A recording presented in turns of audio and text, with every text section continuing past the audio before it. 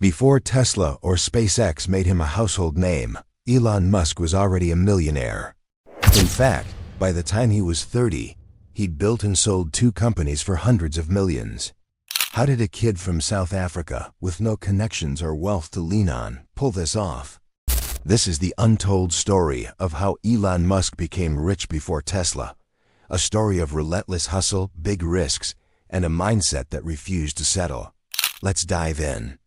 Elon was born in Pretoria, South Africa, in 1971.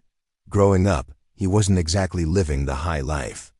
His parents divorced when he was young, and he spent a lot of time in his own head, devouring books on science fiction, computers, and anything that sparked his curiosity. By age 10, he was teaching himself to code on a Commodore VIC-20, a clunky early computer.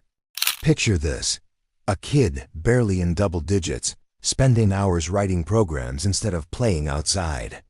That's not normal, but Elon wasn't normal. He was obsessed with creating things, solving problems, and pushing boundaries. At 12, he coded a video game called Blastar and sold it to a magazine for $500. Yeah, $500 isn't a fortune, but for a preteen in the 80s, that's a signal of something big brewing. Fast forward to his late teens, Elon knew he needed to get out of South Africa to chase bigger opportunities. So at 17, he packed up and moved to Canada, where his mom's family lived. No safety net, no trust fund, just a one-way ticket and a whole lot of ambition. He worked odd jobs, like shoveling grain at a cousin's farm for minimum wage while studying at Queen's University. Eventually, he transferred to the University of Pennsylvania, earning degrees in physics and economics. Why both? Because Elon wasn't just a tech geek. He wanted to understand how the world worked, from atoms to markets. After college, in 1995, Elon faced a choice: start a PhD at Stanford or dive into the internet boom. He chose the latter, dropping out after 2 days. That's classic Elon. He didn't want to study the future. He wanted to build it. With his brother Kimball, he launched Zip2, a company that created online business directories and maps. Think of it like an early version of Google Maps meets Yelp.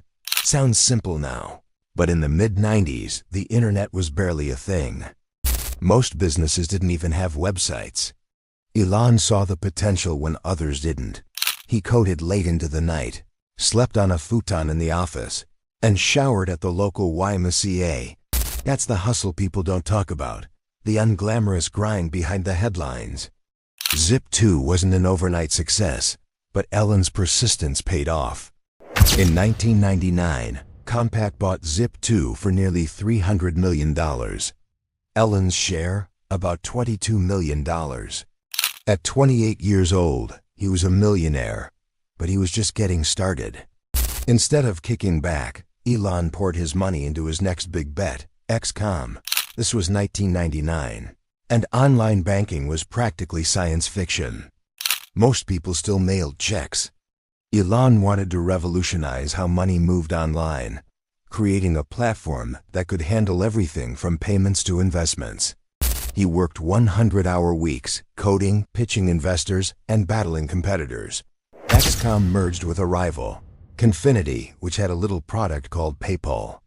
Elon became CEO of the combined company, but it wasn't smooth sailing. Internal conflicts and technical challenges nearly tanked the business. Still, Elon's vision kept it afloat.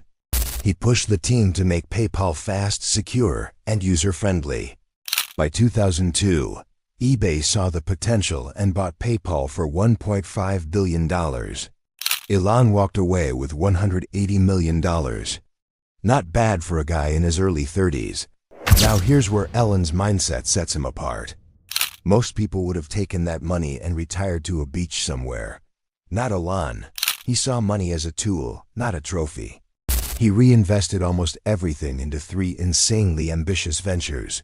SpaceX to make space travel affordable, Tesla to push electric cars into the mainstream, and SolarCity to accelerate clean energy. These weren't safe bets. SpaceX's first 3 rockets failed. Tesla nearly went bankrupt. Solarcity faced cutthroat competition, but Elon's risk tolerance was off the charts. He didn't just bet on himself. He bet on a future most people couldn't even imagine. Every dollar he made from Zip2 and PayPal went into solving problems he thought mattered, even if it meant losing it all. That's not luck. That's conviction. What can we learn from this? First, Elon's wealth didn't come from chasing trends. It came from solving real problems. Zip2 helped businesses get online when the internet was new. PayPal made online payments seamless when no one trusted e-commerce. Second, he wasn't afraid to start small and scrappy. He coded his own projects, lived cheap, and worked harder than anyone else. Third, he never stopped learning. From coding at 10 to studying physics and economics, he built a foundation that let him tackle complex problems. And finally, he took risks most people wouldn't. Dropping out of Stanford, sinking his own money into unproven ideas, and pushing through failures. That is the mindset of someone who doesn't dream big but builds big. Elon Musk didn't just get lucky. He built everything from the ground up, one line of code, one bold decision at a time. His story isn't about overnight success. It's about relentless drive and a vision that refused to quit. So what's your big idea? And what's stopping you from chasing it?